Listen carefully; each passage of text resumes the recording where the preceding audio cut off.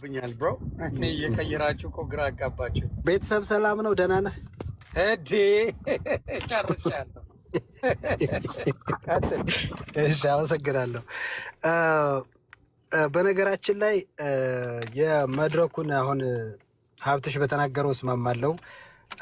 አብዛኛዎቹ ትችቶች ብዙዎቹን እገዛቸዋለሁ። ሌሎቹም ወንድሞቻችን ሲተቹት የቆዩትን ግን መፍትሄ ማስቀመጥም መልመድ አለብን።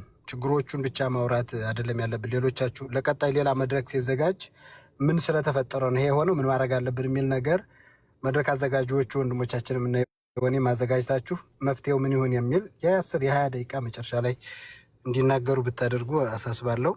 የዚህ መድረክ ትልቁ ችግሩና ክፋቱ መድረኩ የቲክቶክ ፓርላማ ነው የሚለው። ቅድም ይሆን እንዳለው ምክክር ነው። ለ2 ዓመት ለ3 ዓመት በቴዲ ሐዋሳ ቤት ሲደረጉ የነበሩ ብዙዎች ውይይቶች ፖለቲካል ኢንተንት የነበራቸውና የማህበራዊ ሚዲያ ምክክር ኮሚሽን ነው የቴዲ ሐዋሳ ቤት እያልን ስንናገር ነበረ። ዛሬ አሁን እነ ጀዋር መጡ። ቴዲ ሐዋሳን እስከ ተወሰነ ጊዜ ድረስ ካስታወሳችሁ ብሔር ካልወከላችሁ መግባት አትችሉም ነበር። ያው በምስል አለመታየት ብቻ ሳይሆን የት ብሔር ነህ ተብሎ ብሔርተኝነት ወይ ደግሞ መከፋፈልን የሚያጸና ስራ ሲሰራ ቆየ። ኦሎፍ ሰደን ደግሞ ጀዋር መሐመድ መጥቶ እኔ ኢትዮጵያ ምናምን ብሎ ሀሳቡን ሲቀይር ከዛን ጊዜ በኋላ ቴዲ ሐዋሳ ኢትዮጵያ የሚል ፖለቲካ ይዞ መጣ። የምታስታውሱ እንደሆነ ይሄ ምልክት ይሆናችኋል ብዬ ነው። እና ይሄ መድረክ ደግሞ በደንብ አድርጋችሁ አስተውላችሁ ካያችሁት በውስጥ ተሰርቷል። እነዚህ መድረኩን ይዘው የመጡ ሰዎች ባነር ሲሰራ ምን ሲል አለባበስ ምናምን ዲኮር ሲደረግ ያው እንደተመካከሩ ግልጽ ነው። ማን ማን ለምን እንዴት ተጠራሩ፣ ምን ነበር መስፈርቱ የሚል ጥያቄ መጠየቅ አለባችሁ። ከዛ ባለፈ ደግሞ ጥያቄ እንዲጠይቁ የገቡ ሰዎችን በአጋጣሚ የገቡ ለመምሰል ይሞክራሉ እንጂ ጥያቄ አንተ ይሄን ጠይቅ፣ አንተ ይሄን ተናገር፣ አንተ ይሄን በል ተባብለው ነው የመጡት። አንዳንድ መረጃዎች አሉ። 100% እርግጠኛ ሆኜ አይደለም የምናገረው፣ ጥቆማ ግን አለኝ። እዛ አነጋገራቸውን በደንብ ካስተዋላችሁ ይሄንን ይጠቁማቸዋል። ከዛ ደግሞ ሌላው ትልቁ የመድረኩ ክፋት አሁን መጨረሻ ላይ ማኛውም ሀብትሽም እንዳነሳችሁት አንደኛ ለጽምዶ እውቅና ለመስጠት ነው። በዚህ ጊዜ ከሌና ከሌ ሆነው ይሄን ጣሉ፣ ከሌና ከሌ ሆነው ይሄን ጣሉ የሚለው በሌላ አገላለጽ አሁን ያለውን ጽምዶ መቀጠል አለበት የሚል አንድ። ሁለተኛ ደግሞ እዛ ውስጥ የገቡ ሰዎች ውክልና ተሰጥቷቸዋል። ለምሳሌ ጥያቄ ሊጠይቁ የሚገቡ ሰዎች ከፋኖ እንትና ከኦነግ እንትና ከኦሮሞ ከአማራ እንትና የሚል ውክልና በምን መስፈርት እንደወከሏቸው ባናውቅም ተወክለው ነው የገቡት። ከለ የፋኖ ተወካይ ጥያቄ ያቀርባል ገብቶ ተብሎ ምናምን ተብሎ የአማራ ምናምን ተብሎ ነው የመጡት። ስለዚህ እዛ መድረክ የሄዱ ሰዎች ለምሳሌ አማራንም ብለው ወይ በአማራ እንቅስቃሴ የሚታወቁ ወንድሞቻችን እውቅና እንዲሰጣቸው የተፈለጉ እነዛ ናቸው። በእነሱ አስተሳሰብ በሚኒ ፓርላማው እውቅና እንዲሰጣቸው የተፈለጉ እኒህ ሰዎች ናቸው። በውስጥ መመካከራቸውን አስታውሻችኋለሁ። ምን መናገር እንዳለባቸው የተሰጣቸውን አስታውሻችኋለሁ። ይህንን የሚያጸና ነገር ልጨምርላችሁ።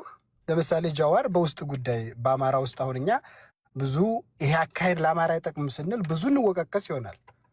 አንዳንዴ በአካባቢ አንዳንዴ በሀሳብ በተለያየ ምክንያት እና ጃዋር የወረዳ ወርዶ በአማራ ውስጥ ገብቶ ለመከፋፈል የሰልጥ ፖለቲካ ብሎ ተናግሯል። ይህ በጣም እስካሁን ካስጨፈጨፉን ወንጀሎች የማይተናነስ ወንጀል ነው አማራ ላይ እየሰራው። ለእሱ ራሱ ጥሩ ነው ብዬ አላስብም። ድድብና ነው ብዬ ነው የማስበው። ይቅርታ የሆነ በቤት ለተጠቀምኩት ቃል። ስለዚህ የሰልጥ ፖለቲካ በሚል ቅድም እንዳልኳችሁ እነ ጀዋር ከመምጣታቸው በፊትና ቀደም ሲል የነበረው የነ ቴዲ ሐዋሳ መድረክም ካያችሁት ወቅቱን የሚመስል ነው የነበረው። አሁን ለምሳሌ አፋብንን አሁን ቅድምም እነ ዳኒም ሲያወሩ ነበር። ማን ነው ይሄ ሄኖክም ሲያወራ ነበር። ማናቸው ምንም አታመጡም ዘመን መሪያቸው ነው ማለት ሲነበራ በፋኖ ውስጥ ከመጣው ክፍፍል በተጨማሪ አሁን እነ ሄኖክ የሚያስቡት አፋብን የጎጃም ነው ብለው ነው የሚያስቡት። ይሄንን ለማጽናት የሚያስመስል ነገር ለማድረግ ሞክረዋል እነ ጀዋር። አንደኛ የመረጧቸው አክቲቪስት ነን የሚሉ ሰዎች ይሄን አካባቢ ወይ ደግሞ ይሄንን በአካባቢ በጎጥ የሚደረግ ክፍፍልን ተከፋፍለው አንዱን የሚባሉትን መርጠው ለማምጣት ሞክረዋል። ይሄ ራሱን የቻለ የመከፋፈል ቴንደንሲ ነው። ቅድም እንዳልኩት የነ ቴዲ መድረክም ሆነ ሌሎቹ ከዛ በፊት የሆነ ከፊት የመሰላቸውን ግሩፕ ለምሳሌ አፋር ጠንከር ባለ ጊዜ ለምሳሌ ጎንደሮቹ ነበር የሚያስገባው ቴዲ ሐዋሳ።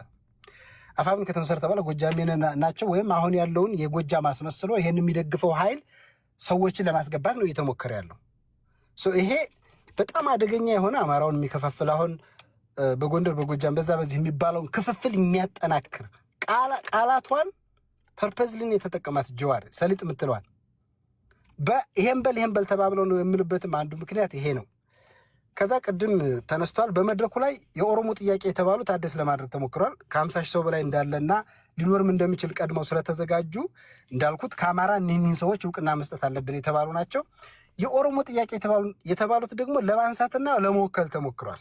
ለምሳሌ ወሎ ሰሜን ኦሮሚያ ብለው ክሌም ያደርጋሉ አይደል? ያ መሐመድ የሚባለውን ወንድማችንን ፐርፐዝሊ እዛ ክልል ተወልዶ እንዳደገ ምናምን ወሎ እንዲል ሆን ተብሎ ተደርጓል። ይሄ የልጁ ሀሳብ ብቻ አይደለም። መድረኩ በደንብ ሬዲሜድ ሆኖ የመጣ ነው። የጀዋርም ተናግሬያለሁ፣ የዚህኛው ወንድም ተናግሬያለሁ።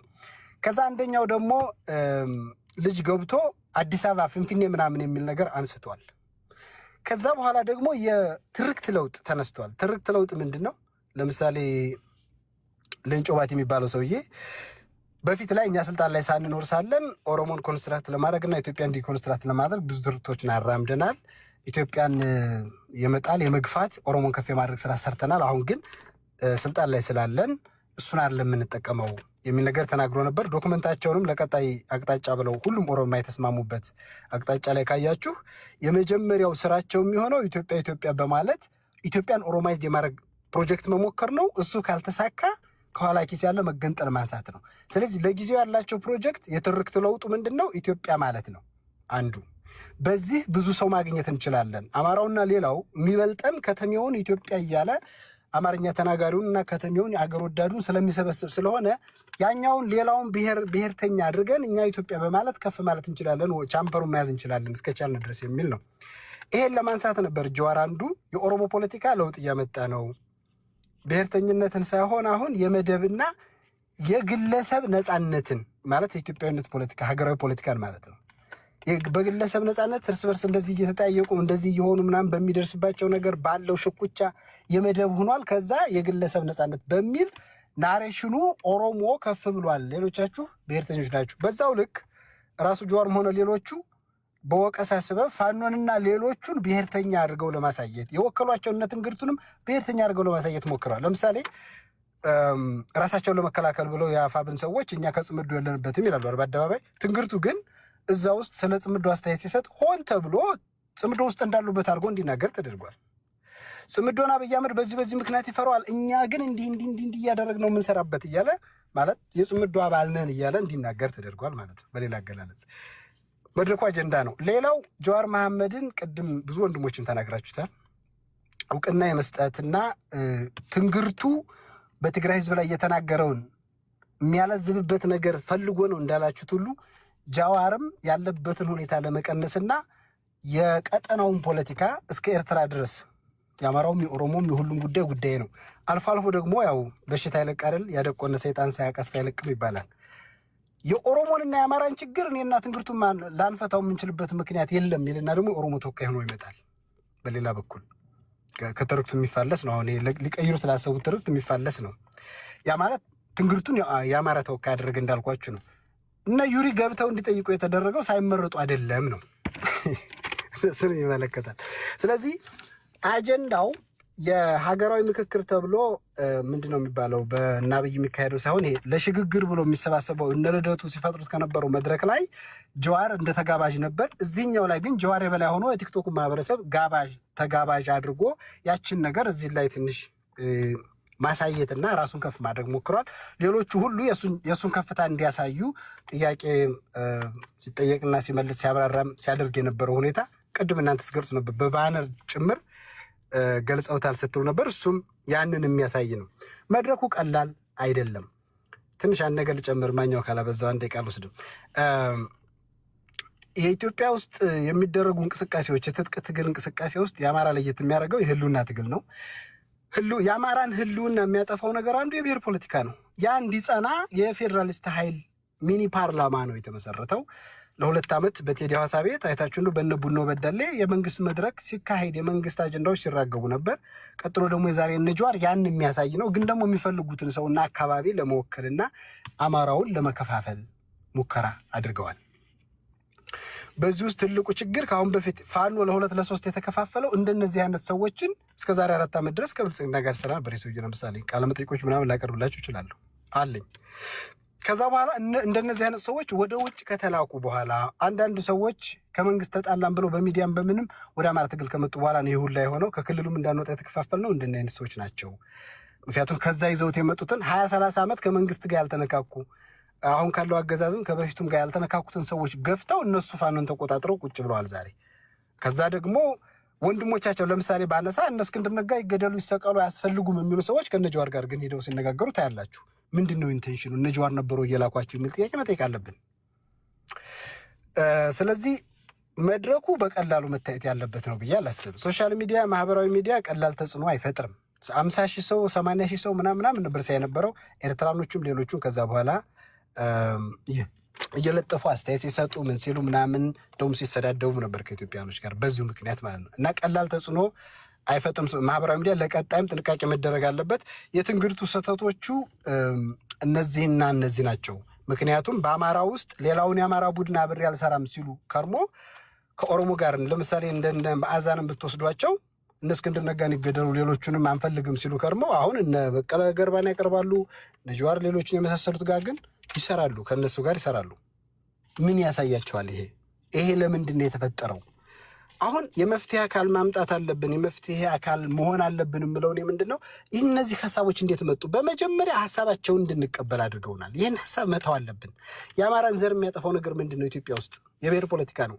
እኛ ታክቲካሊ በብሔር ብንደራጅም መዳረሻው የነጀዋር መንገድ እንዳይሆን እንጠንቀቅ እያልን ስንታገል የነበረው በተለየ ኤክሰፕሽናል በሆነ ሁኔታ ለዚህ ነው። ጀዋርን በተመለከተም ይህንን የቲክቶክ ፓርላማውን በተመለከተ ከዓመት በፊት 2-3 ፔፐር አለኝ የጻፍኩት በግሩፕም በምንም የተለያየ ቦታ ብዙ ሰዎች ያውቁታል። ስለዚህ አሁን መጠንቀቅ ያለብን መፍትሄው ምንድን ነው ካላችሁኝ፣ የአማራ ትግል ላይ ለምሳሌ የሆነ ያለ ሌሎችም አሉ ተከታይ ያላቸው ወንድሞች አሉ።